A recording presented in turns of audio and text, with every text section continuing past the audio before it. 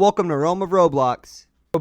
And it's a shame the game hasn't brought out more bangers. Nonetheless, I always bring the heat, and today's video is due to be a banger.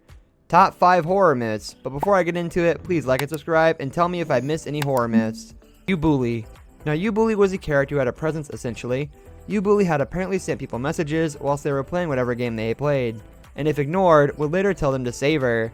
It leaves a suggestion on a game to join, and when you finish up with the game, she will message you again. Only this time she will say, "Thank you for saving me."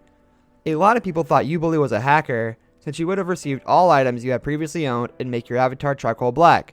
On her profile, you will see a lady with pink hair wearing a pink onesie. She has a one game called Save Me with a question mark. You will also notice her whole about is upside down. She has a bunch of creepy friends as well as some weird and out there groups, one called Possession and the other being Killer Theater.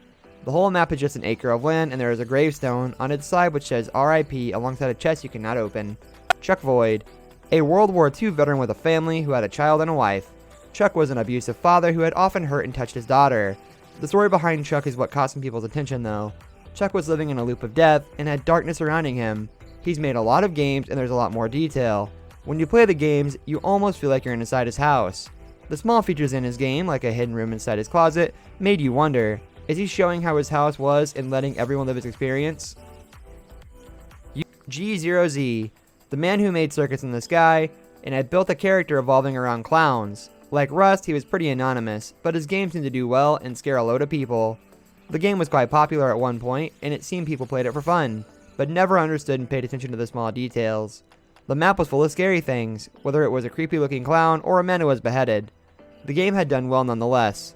His account had items like the Dominus in its inventory, and people never understood why he felt the need to walk around with a clown outfit. He was also banned after creating his second game, but returned on the same account, and so it was as if he had never left.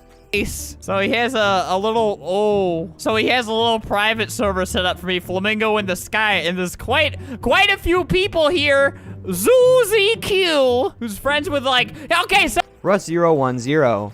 He had created the game Enlist, which Flamingo had spoke about several times. The game was very popular, but it seemed to be set in the middle of nowhere. The people in the game just seem to be there and are affected by your actions. For example, if you hit a button, they'd react by attacking you, and he created another game called Frown.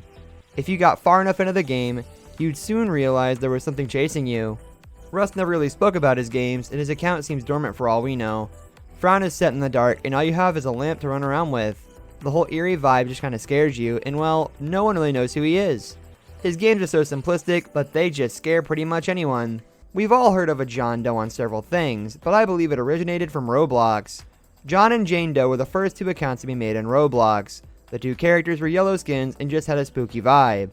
Up until recently, they had remained in their yellow skins, but now are some sort of guests and have a new figure. The truth behind John and Jane Doe is nowhere to be found, but the two have been gifted some badges in their inventory, badges dating back to 2010, since Roblox doesn't want anyone to find out the truth. It was said that they were hackers, and would appear online once a year to terrorize people, and then the account would go back to being inactive. People have shared their own experiences, and by the look of it, they were professional hackers who Roblox were ashamed to talk about.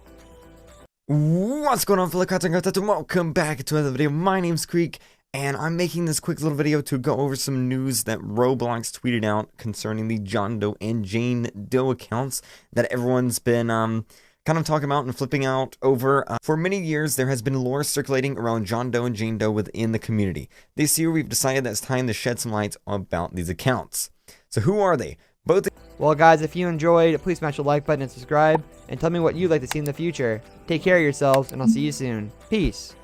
But that's alright. Hush.